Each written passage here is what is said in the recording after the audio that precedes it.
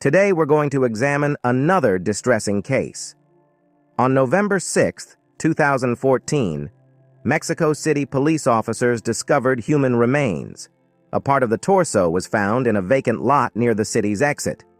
A few days later, bags containing arms and legs were found in different parts of the capital. What made this case particularly alarming was the absence of fingers on the limbs. The police raised the alarm, suspecting the work of a violent criminal in the region. Squads of officers were assembled to comb the streets, with the primary goal of finding the head and limbs of the unfortunate victim and preventing further crimes. At that time, everyone believed this case was the work of a serious offender. However, the fingers and head were never recovered. Despite this, forensic experts determined that the remains belonged to the same individual. Due to the absence of fingers and teeth, identifying the person was impossible.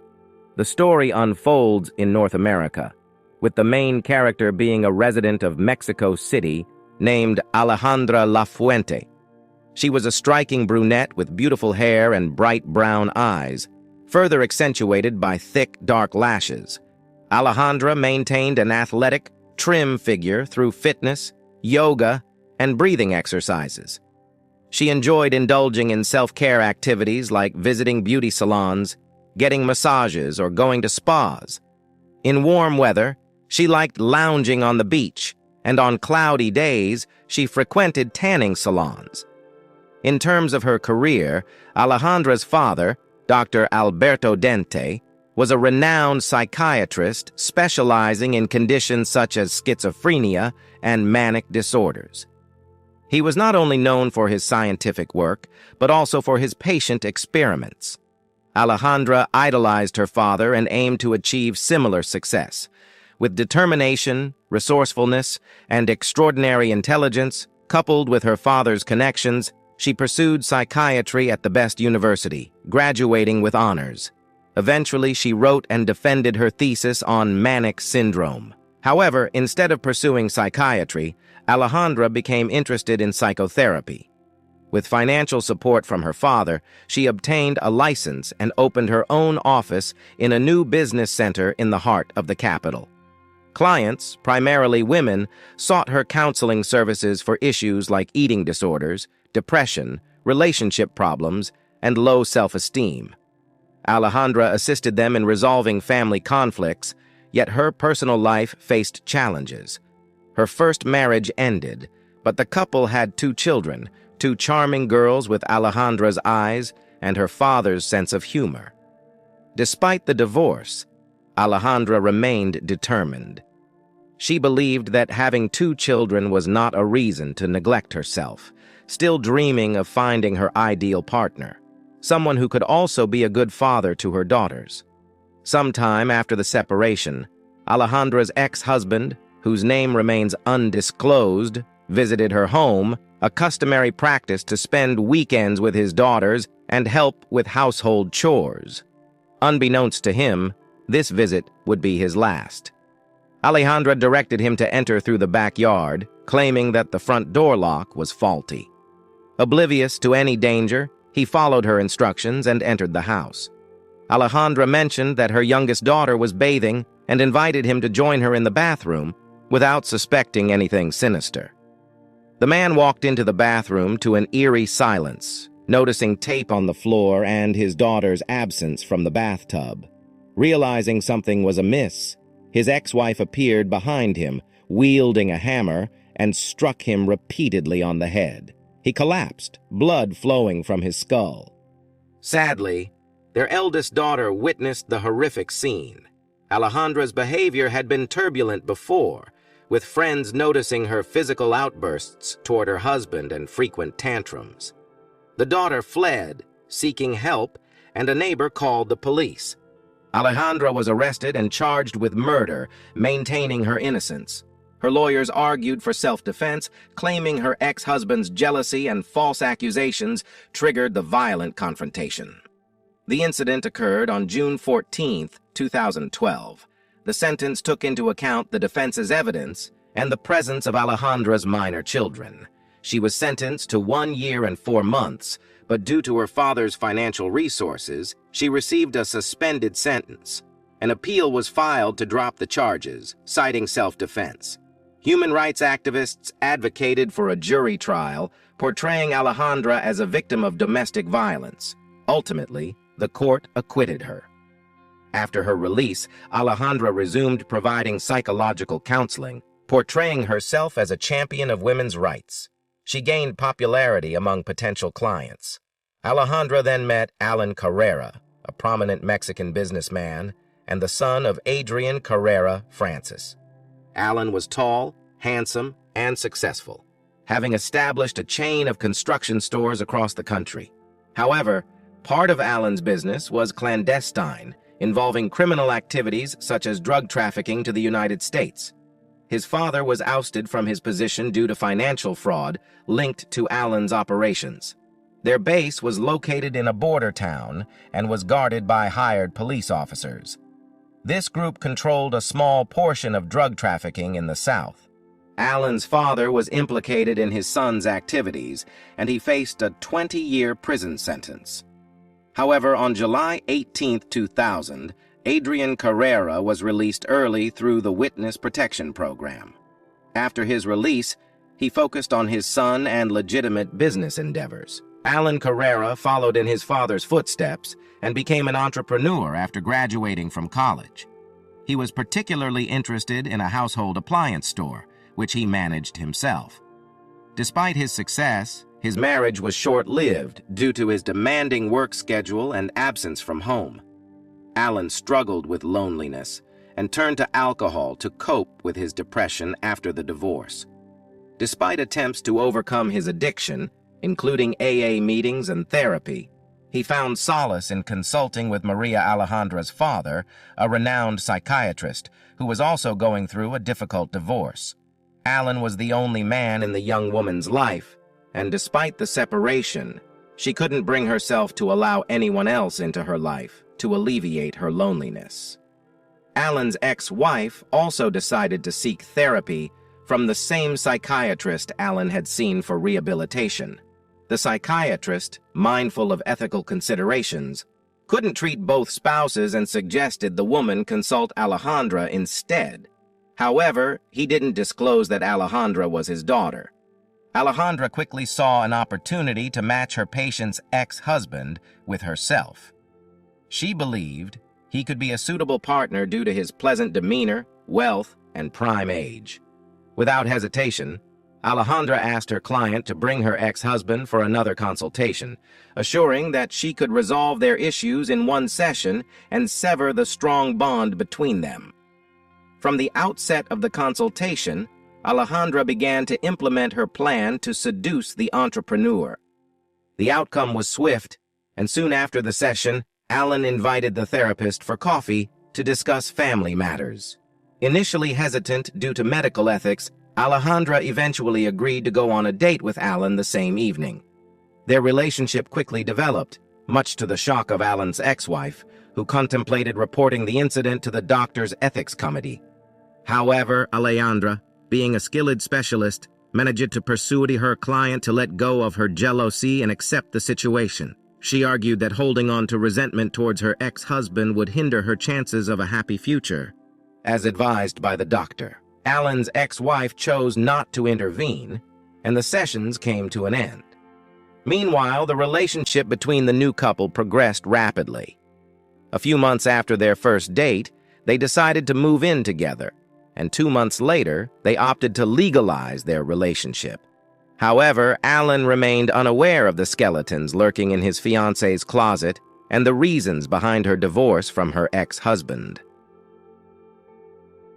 In April 2014, Allan visited his parents for the weekend, providing an opportunity to discuss his beloved and the upcoming wedding. To their surprise, Allan's parents had never heard of Alejandra before, which struck them as odd. A week after meeting with his parents, the couple registered their marriage. Interestingly, Alejandra requested that her husband refrain from informing her friends and relatives, and no invitations were sent out due to budget constraints. However, it later emerged that the bride's father did attend the ceremony. Initially, The young family's life appeared idyllic, filled with happiness and aspirations. However, it didn't last long. Alejandra's hysterical nature began to surface, causing tension in the relationship. While Allan was usually reserved about his personal life, it was evident that the couple's dynamic had shifted and they were no longer as content. Following their meeting, Allan distanced himself from his family, and the situation worsened after the wedding, where his parents were conspicuously absent. Allan's friends noticed a change in Alejandra's behavior, observing her increasing nervousness and short temper. After a few incidents, Allan felt ashamed and reduced their joint outings. The marriage became fraught with daily quarrels, often baseless. One evening, Alejandra confessed to accessing her husband's cell phone and discovering suggestive conversations with other women. According to Alejandra, this revelation was the last straw. She alleged in court that Allan had abused, insulted, and humiliated her, rendering the marriage untenable. Upon discovering his infidelity, Alejandra eschewed traditional methods of therapy to salvage the relationship. Instead, she resolved to address Allan's betrayal with a method she was familiar with, focusing all her attention on devising the perfect murder plan. Meanwhile, Allan continued with his usual and steady rhythm of life, unaware of what lay ahead. He maintained infrequent communication with his family, but couldn't miss the traditional feast held annually in honor of his beloved grandfather's birthday. Despite his attendance, Allan's parents made it clear that his wife was not the most welcome guest, further straining their relationship. Little did anyone imagine that this would be the last time the family saw Allan alive. On October 31, 2014, Allan's phone last signaled its activity with a text message confirming his safe arrival home after his birthday celebration. Since then, there had been no contact. His absence from work for several days was unusual, as Allan was known for his diligence, especially with a new store launch impending. The reason for Allan's disappearance was his spouse's sinister plan, which she set into motion upon his return from the holiday. Following another altercation, Alejandra decided to eliminate her husband. She spiked the milk he customarily drank before bedtime with a potent sleeping pill, then suffocated him with a pillow. She took pleasure in observing her husband slowly lose consciousness as he struggled to remove the pillow and breathe. The most challenging task awaited her next, disposing of the body. It was a moment she hadn't planned for. Allan was too heavy, so she had to make do with what she had. Time was short, so Alejandra hurried to the neighbor's garden to borrow an electric saw. With a serious look on her face, she sawed her husband's body into pieces. She then packed the body parts into bags, taking care to remove any identifying features. Alejandra stuffed all the bags into suitcases, intending to move the corpse from the house without raising suspicion. However, her plan was thwarted as dawn approached. An elderly neighbor, awake due to insomnia, observed her actions from a window and grew concerned. Furthermore, Alejandra's unusual behavior and the absence of her husband to help raise suspicion. Unable to leave unnoticed, Alejandra returned home as dawn broke. Unbeknownst to the neighbor, Alejandra had scattered bags containing her ex-husband's remains in different neighborhoods to cover her tracks. As the day progressed, she resumed her normal routine. On November 6, 2014, Mexican police officers made the horrifying discovery of a human torso. The discovery prompted a widespread police alert due to the severity of the crime. Subsequent body parts were found across the city within a day, with significant distances between each location. This was later attributed to Alejandra's prolonged absence from home. All the body parts were sent to the forensic laboratory, where experts promptly confirmed they belonged to the same individual. In an attempt to deflect suspicion from herself, the perpetrator started sending messages to Allan's relatives. However, her efforts only complicated the situation. Unaware that her husband had distanced himself from his family, Alejandra falsely informed Allan's parents that they were going on vacation and would be unreachable. This plan backfired when Alejandra's father, Alberto, began calling Allan's family to inquire about her whereabouts. Concerned about her absence from counseling sessions, Alberto falsely claimed that Alejandra had been forcibly admitted to a clinic due to depression caused by her husband's infidelity. This alarmed Allan's relatives, who then attempted to locate him without success. Subsequently, they contacted the police. Laboratory experts compared the recently discovered corpse's remains with Allan's characteristics, confirming a 100% match. His relatives also identified him, which deeply affected Allan's grandfather, who fell ill with heart disease soon after. Following the identification, a search warrant was issued for Allan's home and office, where traces of fresh earth were found in the backyard. Upon digging, Allan's fingers and teeth were uncovered, further shocking the capital city. Alejandra was swiftly apprehended, and traces of blood were discovered in various locations, including one of the rooms, the trunk of a car, and the garage. Initially denying her involvement, Alejandra hoped to escape punishment as she had with her previous husband. However, the investigation quickly unraveled the case. The testimony of an elderly witness proved crucial, as her account aligned with the estimated time of Allan's death. Alejandra exploited her position to obtain a potent sleeping pill, a drug typically accessible only to medical professionals, further incriminating her. Evidence obtained helped establish a direct connection between Alejandra and the brutal murder of her husband. CCTV footage revealed Allan entering the house but never leaving, while also confirming the removal of suitcases. On December 10, 2014, the jury delivered a verdict, sentencing Alejandra to life imprisonment for murder, brutality, attempted concealment, and misuse of her official position.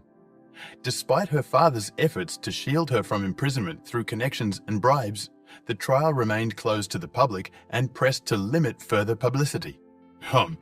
However, his actions tarnished his career, deterring potential clients from seeking help from a specialist who failed to recognize the severity of issues within his own family. The case of Alejandra's first husband's death resurfaced during the trial, though evidence had dissipated over time.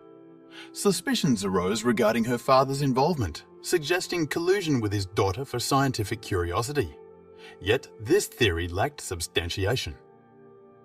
After numerous appeals from the victims, Alejandra's sentence was commuted to death, an unprecedented turn of events. Sentences like these are exceedingly uncommon in Mexico, especially in contemporary times. Furthermore, the defendant is not entitled to a case review.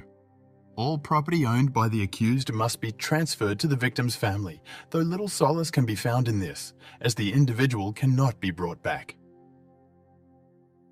Evidently, Alejandra was a pragmatic and heartless individual, grappling with significant mental health challenges, despite medical assessments indicating otherwise. Influenced by her father, she abused her official position to execute her nefarious schemes. Escaping consequences after her initial crime only emboldened her further. Perhaps Allan would still be alive if this remorseless woman had been held accountable the first time. However, it is too late for such reflections now. Thank you for watching.